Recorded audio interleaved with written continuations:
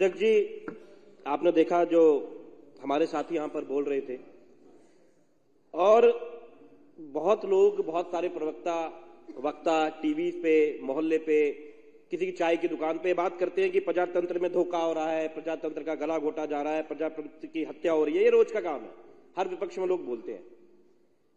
लेकिन मैं नहीं मानता कि देश के इतिहास में ऐसा हुआ हो कि 5 साल के बच्चे से लेकर 80 साल तक के बुजुर्ग ने देखा कि वो हत्या होती कैसे है। बात तो सब करते हैं, लेकिन उसे देखा गया कि कैसे एक आदमी जिसे प्रिसाइडिंग ऑफिसर बनाया गया, कैसे हाथ में एक तरीके से जो पेन था, उस पेन की जगह उसने एक छुरा पकड़ा हुआ था और वो मार्क नहीं कर रहा था, वो प्रजातंत्र का गला काट रहा था। धीरे धीरे धीरे धीरे धीरे धीरे उसने गला काटा और उसकी हत्या करी। ये सबने लाइव देखा। बड़ी ही अजीब बात है कि क्योंकि हम एक धर्म की बार बार बात करते हैं, सनातन की, और इसकी सबसे पहली लाइन है कि जिसने जन्म लिया है उसकी मृत्यु निश्चित है। जो सबसे बड़ा लॉ है नेचर का, वो कहता है जो ऊपर जाएगा उसका नीचे आना निश्चित है। लेकिन भाजपा को यह बात समझ में नहीं आती। अरे 1 लाख पूत 1.25 लाख नाती वाला रावण खत्म हो गया, तुम चीज क्या हो? और खुलेआम गदर को मचाना। सरकार चुनी किस लिए जाती है? अरे अगर पुल बनाना हो, सड़क बनानी हो, गली बनानी हो तो बनती रहती है। वो सारी सरकारें बनाती रहती है। केंद्र सरकार बना देगी, बाकी जगह अधिकारी बिठा दो। अधिकारी भी कुछ ना कुछ कर लेंगे, कुछ तो करेंगे जब बजट आएगा तो। अंग्रेज भी कुछ करते थे, मुगल भी कुछ करते थे, वो भी बड़ी बड़ी बिल्डिंग बनाते थे। तो फिर आपको संसद की जरूरत क्या पड़ी? देश की आजादी की जरूरत क्या पड़ गई? बैठा लो उन मुगलों को दोबारा, बिठा दो दोबारा से अंग्रेजों को। बहुत अच्छे अच्छे पुल बनाए, संसद भवन बनाया, जहां बैठे वो उन्होंने बनाया। हमें क्या जरूरत थी सरकार की? सरकार की जरूरत यह थी कि एक आम आदमी को, एक ठेले वाले को, एक मजदूर को, एक रेडी वाले को, एक प्रवासी को यह महसूस हो कि ये जो विधायक है, ये जो सांसद है, ये जो मंत्री है, ये जो प्रधानमंत्री है, ये मेरा अंश है। ये उस प्रजातंत्र को बचाने के लिए जो इतनी लड़ाई होती है, जो बार बार बात होती है, इसीलिए होती है कि प्रधानमंत्री में उस आदमी का एक अंश है जो वोट देता है, विधायक में वो अंश है। इसलिए प्रजातंत्र को बचाया जाता है। इसलिए एक संविधान की रचना करी गई, एक स्टेट को कुछ पावर दी गई, कुछ देश को दी गई। अगर उसमें डिस्प्यूट होता है तो सेंटर की पावर प्रिवेल करती है। अगर वो डिस्प्यूट वहां नहीं खत्म होता तो उसके लिए न्यायालय है। अब आप मुझे बताइए कि झुग्गी टूटे हम कोर्ट जाएं, शौचालय टूटे हम कोर्ट जाएं, हमारे बिजली पानी सीवर के पैसे रोक दो हम कोर्ट जाएं, हमारे डेटा एंट्री ऑपरेटर हटा दो हम कोर्ट जाएं, हम कोर्ट जाते रहे।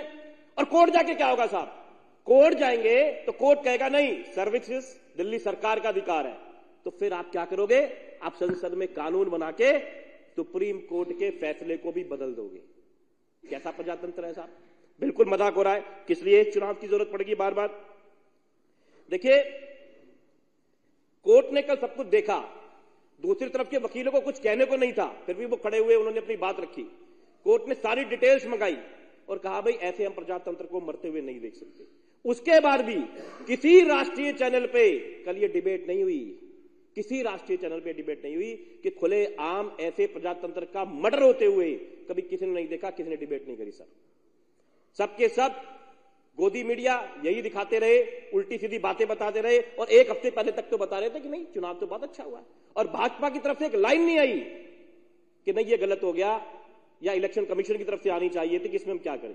मेरा अपनी बात को खत्म करते हुए सर एक सवाल है जो मेरे मन में रहा। जैसे मैंने कहा, मैंने कभी ऐसे हत्या होते हुए सुनते थे, लेकिन पहली बार मर्डर होते हुए मैंने अपने आप लिए देखा कि प्रजातंत्र का कैसे हो रहा था। अब मेरा एक और सवाल है सर, कल सुप्रीम कोर्ट ने बैलेट पेपर को मंगाया और चेक कर लिया, देखा क्या लकीर खींची थी, क्या करा था, क्या नहीं करा था, कैसे वो इनवैलिड हुए।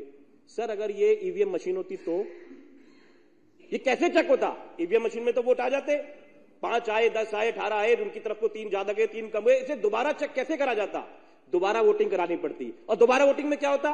इसके लिए उन्होंने सेटिंग करी, 3 हमारे पार्षदों को डरा के धमका के, ईडी सीबीआई इनकम टैक्स उनके पास है ही, और अपनी तरफ को कर लिया ताकि दोबारा हो तो उनके पक्ष में फैसला हो। तो ये सवाल आपके माध्यम से देश की कोर्ट के आगे, इलेक्शन कमीशन के आगे और देश की जनता के आगे है कि क्या आप ऐसे लोगों को दोबारा जिताओगे 2024 में, जो आपके छोटे से अंश को, जो आप वोट देते हो प्रधानमंत्री, मुख्यमंत्री, सांसद, विधायक बनाने का, वो आपके अंश है, वो खत्म हो जाएंगे।